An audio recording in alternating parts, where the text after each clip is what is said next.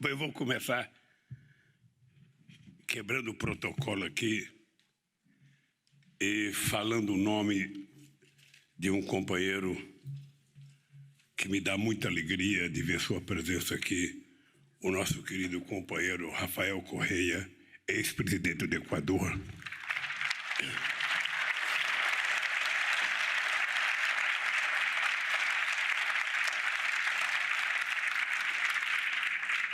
Bom te ver, Rafael. Quero cumprimentar a companheira Iraty Garcia, presidente do Grupo de Socialistas e Democráticos do Parlamento Europeu. Cumprimentar o querido companheiro José Luís Zapatero, ex-primeiro-ministro da Espanha. Cumprimentar a companheira Cláudia Pardo, prefeita da Cidade do México, que me parece que vai falar aqui numa gravação. Companheiro Pedro Marques, vice-presidente do Grupo SD. Companheira Maria Manuel Leitão Marques, coordenadora da Assembleia Eurolat. Companheiro Xavi Lopes, co-presidente da Assembleia Eurolat. Companheiro Pedro da Silva Pereira, vice-presidente do Parlamento Europeu. E Andrea Scheider, co-presidente do Fórum Progressista Mundial. Quero cumprimentar alguns companheiros brasileiros que vieram na minha delegação. O companheiro Luiz Mercadante, que é ex-senador, ex-ministro da Ciência e Tecnologia, ex-ministro da Educação, ex-ministro-chefe da Casa Civil, ex-líder do governo, ex-deputado federal, ex-economista da Unicamp, ex-assessor do movimento sindical e um grande companheiro hoje, presidente da Fundação Perseu Abramo. Quero cumprimentar o companheiro Celso Amorim, embaixador que foi ministro no tempo em que o Itamar Franco era presidente da República e foi 8 anos meu chanceler e depois foi ministro da Defesa da Dilma. Quero cumprimentar o querido companheiro senador Humberto Costa, companheiro do meu partido, senador da República pelo estado de Pernambuco. Quero cumprimentar o companheiro Arlindo Chinaglia, que é o companheiro deputado federal médico pelo Partido dos Trabalhadores, meus queridos companheiros e queridas companheiras. As minhas primeiras palavras são de agradecimento. Agradecimento e reconhecimento da solidariedade extraordinária que vocês tiveram enquanto campo progressista aqui nesse parlamento, na luta contra o golpe que foi dado na presidenta Dilma Rousseff, com o impeachment que não tinha nenhuma motivação, e depois com a minha prisão, os processos contra o PT, os processos contra mim e outros companheiros, e, no final, a minha proibição de ser candidato a presidente da República em 2018 e, possivelmente, o impedimento do nosso partido de voltar a governar o Brasil. É importante apenas um reconhecimento que há uma razão pela qual uma parte da elite brasileira, sobretudo a elite política, a elite econômica, tem um problema sério com relação ao PT. É porque o PT, com apenas 9 anos de existência, o PT, na sua primeira disputa à presidência da República, o PT foi o segundo colocado, em 89. Em 94, o PT outra vez foi o segundo colocado. Em 98, outra vez, o PT foi o segundo colocado. Em 2002, o PT foi o primeiro colocado. Em 2006, o PT foi o primeiro colocado. Em 2010, o PT outra vez foi o primeiro colocado. Em 2014, o PT outra vez foi o primeiro colocado. Em 2018, o PT seria outra vez o primeiro colocado. Lamentavelmente, eu fui proibido de concorrer e o companheiro Fernando Haddad foi outra vez o segundo colocado. E nós estamos trabalhando fortemente, Rafael, para que em 2022 sejamos outra vez o primeiro colocado e possamos recuperar a democracia no nosso país. Os meus agradecimentos não tem como eu agradecer o que vocês fizeram por nós, pela democracia, pela luta do PT e das forças progressistas no Brasil. Meus parabéns a vocês e eu espero que nunca seja necessário retribuir solidariedade a vocês, porque eu espero que vocês nunca sejam vítimas das atrocidades que eu fui no Brasil, que Rafael foi no Equador, que Lugo foi no Paraguai, que Evo foi na Bolívia e que outros companheiros que são perseguidos no nosso continente. Quero dizer para vocês que tenho a honra de ter feito política no meu país no mais importante momento da esquerda e dos setores progressistas em toda a história da América Latina. No nosso tempo de governo, eu tive o privilégio de ser presidente do Brasil, com Lagos e depois Michelle Bachelet na presidência do Chile, com Kirchner, depois Cristina na presidência da Argentina, com Tabaré e depois Pepe Mujica na presidência do Uruguai, com o companheiro Lugo na presidência do Paraguai, com Rafael na presidência do Equador, com mesmo os companheiros de direita em alguns países, como a Colômbia, por exemplo, participavam ativamente das políticas da Unasul. Tive o prazer de, junto com os companheiros, criar a Unasul, criar a CELAC, expulsar a ALCA da América do Sul e criar e fortalecer o Mercosul. E tive o prazer de viver, possivelmente, o mais importante momento de ascensão social do povo pobre da América do Sul e da América Latina. Essa é uma conquista que nós deveremos agradecer a todos os presidentes que governaram junto conosco. O Rafael sabe por que ele foi afastado da política do Equador. O Rafael sabe por que ele era perseguido. Porque no mundo latino-americano, em toda a história da América Latina, todos os presidentes ou os governantes que resolveram ousar e dar ao pobre o direito de trabalhar, o direito de comer, o direito de estudar, o direito de ser respeitado, ou foram assassinados ou foram perseguidos politicamente. Qual é a razão para a perseguição ao companheiro Evo Morales? O Evo não poderia concorrer a um quarto mandato? Olha, é muito engraçado, porque no regime presidencialista só o Roosevelt concorreu a 4 mandatos. Mas no restante do mundo, todo mundo que pensa num terceiro mandato já é considerado ditador. E no parlamentarismo as pessoas governam 16 anos. Angela Merkel acaba de completar 16 anos no governo, Margaret Thatcher, Hamilton Kohl, toda essa gente fica dezenas e dezenas de anos e não é ditadura, não é autoritarismo, somente quando um de nós tenta concorrer a um terceiro mandato. Eu estou muito à vontade para falar, porque na época eu tinha 87% de bom e ótimo nas enquestas e queriam aprovar um terceiro mandato para mim e eu não aceitei. Eu disse alto e bom som de que o Brasil tinha que ter alternância de poder e tinha que eleger outros companheiros. Logicamente, que eu nunca imaginei que o Brasil fosse eleger uma pessoa como Bolsonaro para presidir o Brasil. Nunca me passou pela cabeça. De qualquer forma, se nós temos alguma responsabilidade, enquanto esquerda, enquanto progressista, de alguns setores à direita governar o nosso país, nós temos agora o compromisso de tirá-los e devolver a democracia e o bem-estar social para o nosso povo. Queria agradecer o convite do Parlamento Europeu. Sinceramente, eu não sei se estou habituado, porque faz muito tempo que eu não participo de atividade como essa, companheiro Sapateiro.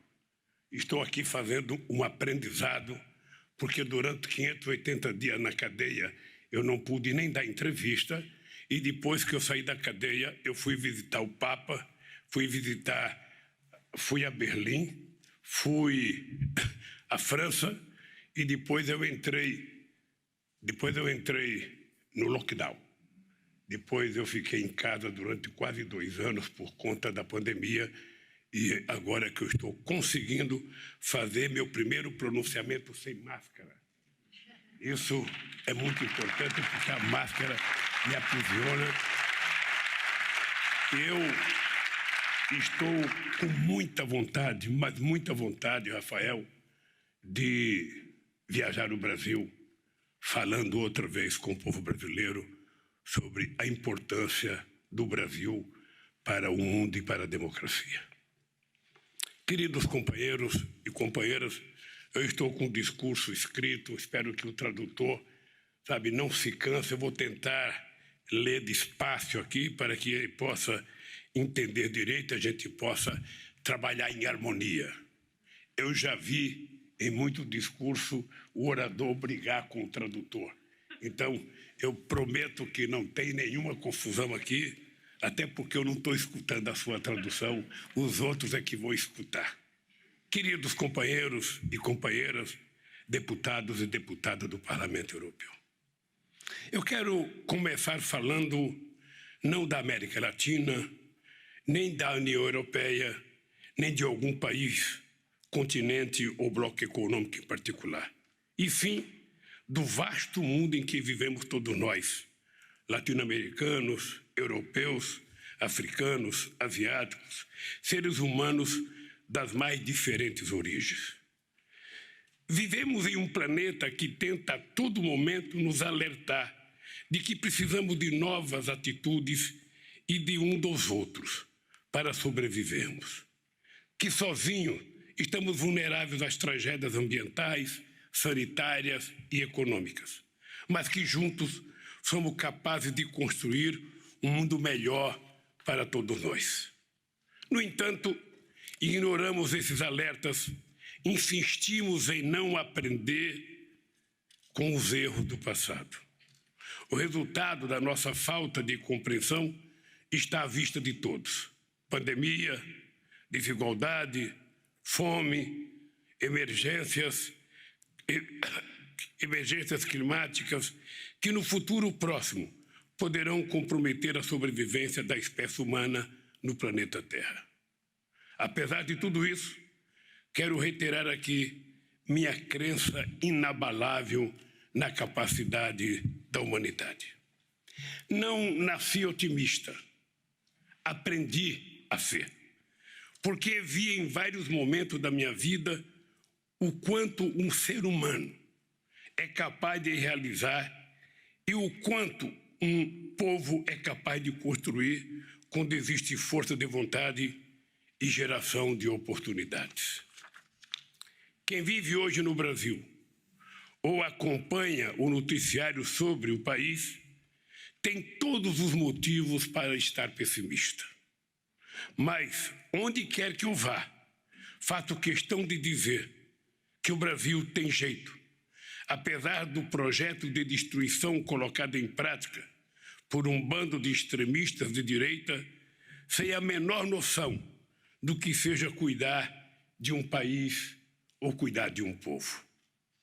O Brasil tem jeito, apesar de 19 milhões de brasileiros que passam fome, apesar dos 19 milhões de desempregados e desalentados que já desistiram de procurar um novo emprego, apesar dos ataques constantes contra a população negra e indígena, apesar do avanço da destruição do meio ambiente, inclusive na Amazônia. E apesar de tudo, apesar, sobretudo, das mortes de mais de 610 mil brasileiros, muitas delas evitáveis, caso houvesse por parte do atual governo o interesse de combater com seriedade o coronavírus. Apesar de tudo, digo com total convicção, o Brasil tem jeito. Sei disso porque num passado muito recente, nós fomos capazes de reconstruir e transformar o país e temos plena capacidade de reconstruí-lo outra vez. Da mesma forma que acredito que o Brasil tem jeito, acredito que o mundo tem jeito. Apesar dos 750 milhões de pessoas que passam fome, apesar dos 5 milhões de mortes pelo Covid-19, apesar da desigualdade que não para de crescer, apesar dos conflitos étnicos, religiosos e geopolíticos que, não raros, alimentam guerras. Como disse no início desta fala, meu otimismo não nasce do acaso, mas da experiência. Acredito que a humanidade tem jeito porque estou aqui hoje neste Parlamento Europeu, reunido com representantes de países que, em meados do século XX, eram inimigos ferozes no campo de batalha, numa das maiores carnificinas da história da humanidade. 60 milhões de pessoas morreram na Segunda Guerra Mundial. E é bem provável que os antepassados de vocês tenham lutado em lados opostos, que tenham matado e morrido e sofrido na pele as atrocidades da guerra. Vocês e seus países teriam, portanto, razões para se odiarem uns aos outros. No entanto, são protagonistas de uma das mais extraordinárias experiências da história moderna, que foi a construção da União Europeia. Vocês estão hoje aqui.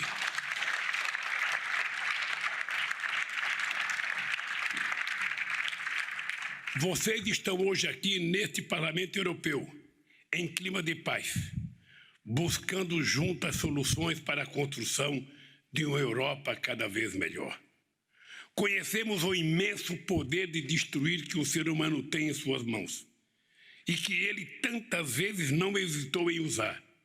Mas não podemos jamais esquecer que a humanidade tem também uma extraordinária capacidade de construir e reconstruir. A União Europeia, o Parlamento Europeu e vocês, companheiros e companheiras, eurodeputados e deputadas, são, portanto, exemplos dessa virtude humana. A União Europeia não é perfeita, como nada é, mas é um patrimônio da humanidade como exemplo de cooperação e construção da paz entre os povos. Senhoras e senhores deputados e deputadas, somos 7 bilhões e 600 milhões de seres humanos habitando esse planeta. Homens, mulheres, crianças e velhos, ricos e pobres, pretos e brancos, gente de todas as cores. Cada um de nós carrega dentro de si o seu universo particular. Somos diferentes uns dos outros, cada qual com sua individualidade, mas unidos todos por uma certeza ancestral. O ser humano não nasceu para ser sozinho. O que me faz lembrar do pequeno trecho de uma das grandes obras-primas da Bossa Nova, esse gênero musical brasileiro tão ouvido no mundo, que conquistou muitos de vocês. Um verso que dizia o seguinte: é impossível ser feliz sozinho. Isso é do nosso querido Antônio Carlos Jobim, um dos músicos mais extraordinários do nosso continente.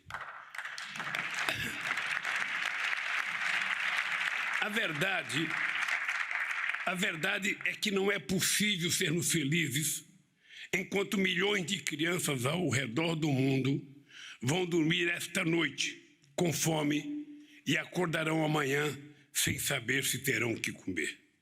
Não é possível sermos felizes em meio a tamanha desigualdade que cresceu de forma inaceitável em plena pandemia. Os ricos ficaram muito mais ricos e os pobres ainda mais pobres. A desigualdade entre ricos e pobres manifesta-se até mesmo nos esforços para a redução das mudanças climáticas. O 1% mais rico da população do planeta vai ultrapassar em 30 vezes o limite necessário para evitar que um aumento da temperatura global ultrapasse a meta de 1,5 graus centígrados até 2030. O 1% mais rico, que corresponde a uma população menor que a Alemanha, está a caminho de emitir 70 toneladas de gás carbônico per capita ao ano. Enquanto isso, os 50% mais pobres do mundo emitirão, em média, apenas 1 tonelada per capita por ano, segundo o estudo produzido pela Oxfam ONG e apresentado a semana passada na COP26. A luta, portanto, pela preservação do meio ambiente, para mim, é indissociável da luta contra a pobreza e por um mundo menos desigual e mais justo. Queridas deputados e deputados, é preciso deixar bem claro que o otimismo, a esperança e a fé não pode ser jamais sinônimo de resignação. Por conta disso, eu me considero um otimista indignado. Em 2009, os países ricos se comprometeram em aumentar para 100 bilhões de dólares ao ano, a partir de 2020, a contrapartida para os países em desenvolvimento preservar a natureza e enfrentar as mudanças climáticas. Esse compromisso não foi cumprido e agora está sendo postergado para mais 2 anos, ou seja, a partir de 2023, a transferência de 100 bilhões ao ano para enfrentar a emergência climática. Iniciativa louvável, que merece ser celebrada. Mas não podemos esquecer que na crise de 2008, só os Estados Unidos destinaram 700 bilhões de dólares para salvar da falência bancos que, de forma irresponsável, investiram em títulos imobiliários podres. Na mesma época, o G20 destinou mais de 1 trilhão e 100 bilhões de dólares aos países emergentes e ao comércio mundial para combater os efeitos da crise. É preciso lembrar também que os Estados Unidos gastaram 8 trilhões de dólares nas guerras após 11 de setembro, quantia suficiente para eliminar a fome no mundo e preparar o planeta para lidar melhor com as mudanças climáticas. E que, no entanto, foi usada para custear a morte direta de mais de 900 mil pessoas em países como Iraque, Afeganistão, Síria, Iêmen e Paquistão, sem contar as mortes provocadas pela perda de água, esgoto e infraestrutura relacionados às guerras. Ou seja, não faltam recursos para salvar bancos e para causar a morte ou deslocamento forçado de milhões de seres humanos. Mas na hora de salvar vidas humanas ou o próprio planeta em que vivemos, a solidariedade dos países ricos, às vezes, é dezenas de vezes menor. Senhoras e senhores, uma das maiores alegrias que tive quando presidente do Brasil, e mesmo depois de deixar a presidência, foi percorrer o mundo a convite dos mais diferentes países para falar dos nossos extraordinários avanços econômicos e sociais. Tive a honra de ser presidente do Brasil quando o Brasil ocupou a 6ª maior economia do mundo e de fazer do país um exemplo para o mundo de como é possível superar a extrema pobreza e a fome com total respeito à democracia em um curto espaço de tempo. Vocês podem, portanto,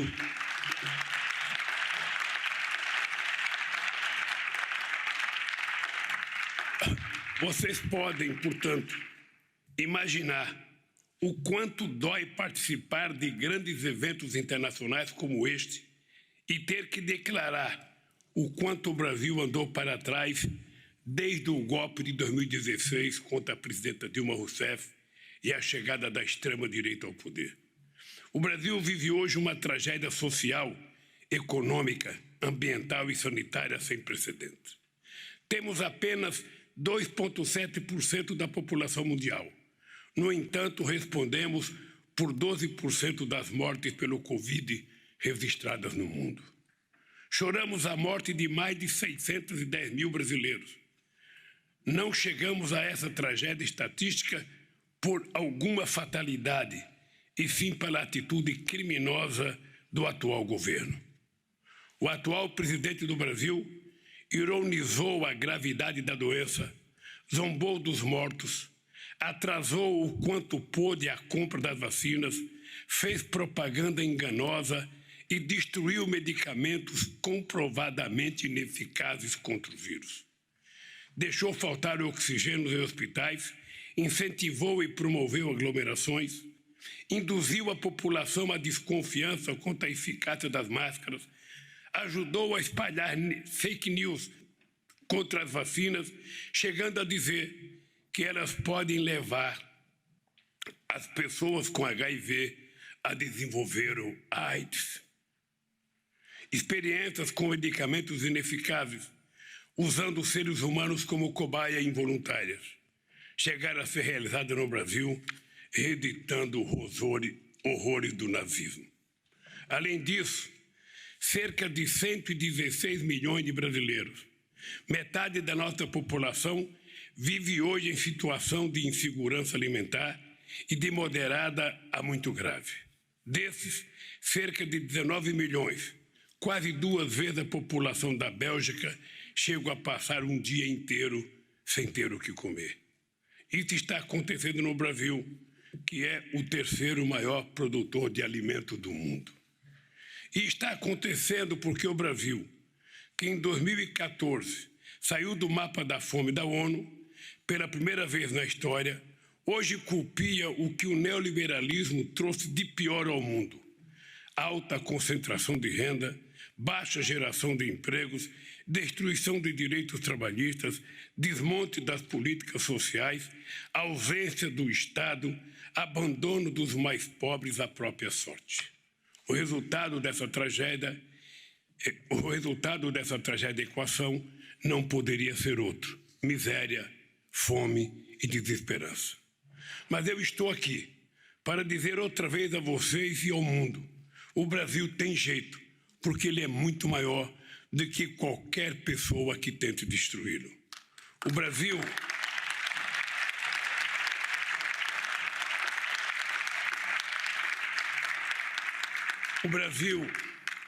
é o país que, num passado muito recente, encantou o mundo com as suas políticas inovadoras, que retiraram da extrema pobreza 36 milhões de pessoas, o equivalente à soma das populações inteiras de Portugal, Suécia, Dinamarca e Irlanda.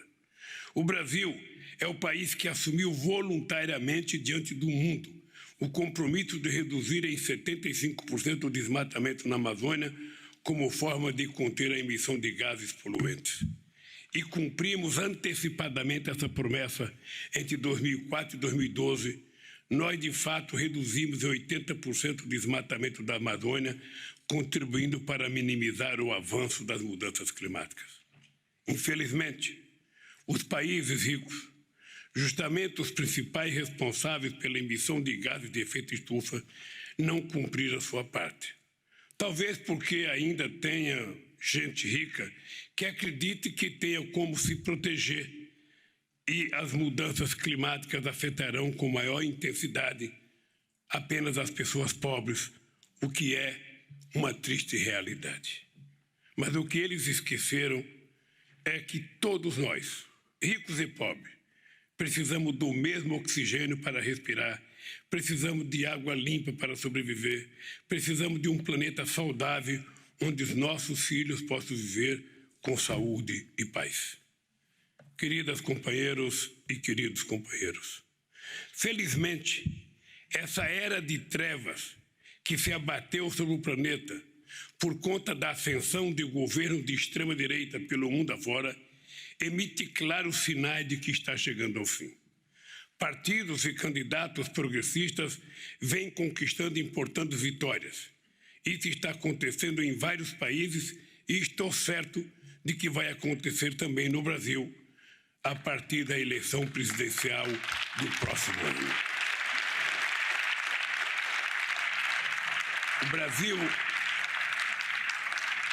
O Brasil voltará a ser uma força positiva no mundo. Voltaremos a ser criadores de políticas públicas capazes de mudar para melhor o nosso planeta. Acreditamos no mundo multipolar. Voltaremos a ter uma política externa ativa e altiva. Vamos fortalecer o Mercosul. Vamos reconstruir a União das Nações Sul-Americanas. Vamos reconstruir e ampliar as parcerias com a União Europeia. Vamos aperfeiçoar os termos do Acordo Mercosul-União Europeia. Não queremos uma América Latina voltada exclusivamente para o agronegócio e a mineração.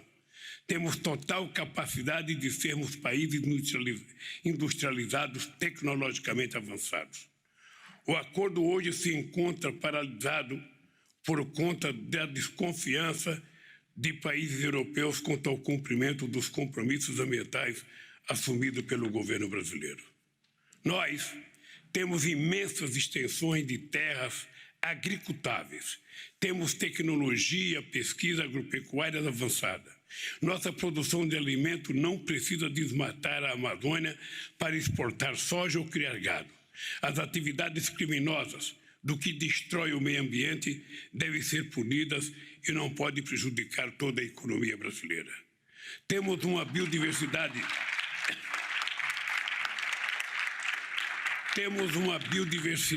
extraordinária e os nossos biomas haverão de se regenerar após a extinção do atual governo, que estimula o desmatamento e as queimadas, o avanço do garimpo em terra de proteção ambiental e os ataques aos povos indígenas. O povo brasileiro não quer mais que essa destruição continue. Os brasileiros e as brasileiras querem a Amazônia viva e de pé. E para isso é necessário construir alternativas sociais e de desenvolvimento, consciência, tecnologia e o protagonismo e respeito aos povos que vivem nas florestas e seus saberes e sua cultura. Meus amigos e minhas amigas, acreditamos num mundo cada vez mais plural, unido em torno de valores como solidariedade, cooperação, humanismo e justiça social. Acreditamos numa nova governança mundial, começando pela ampliação do Conselho de Segurança da ONU, e vamos continuar lutando por ela. Acreditamos que somos capazes de construir no mundo uma economia justa, movida a energia limpa, sem a destruição do meio ambiente e livre da exploração desumana da força de trabalho. Acreditamos que outro Brasil é possível, outra Europa é possível, outro mundo é possível, porque num passado muito recente fomos capazes de construí-los. Nós podemos ser felizes juntos e eu tenho certeza que seremos. Por isso, a esquerda, os socialistas do mundo inteiro precisam se unir, discutir aonde em algum momento cometemos alguns erros, por que a extrema-direita se fortaleceu tanto em alguns países e nós temos que ir para a rua para derrotá-los, porque o mundo não suporta mais fascismo, o mundo não suporta mais nazismo, o mundo precisa de democracia, o mundo precisa de paz e não de guerra, o mundo precisa de livros e não de armas, o mundo precisa de amor e não de ódio. E esse mundo nós seremos capazes de construir. Um abraço e muito obrigado.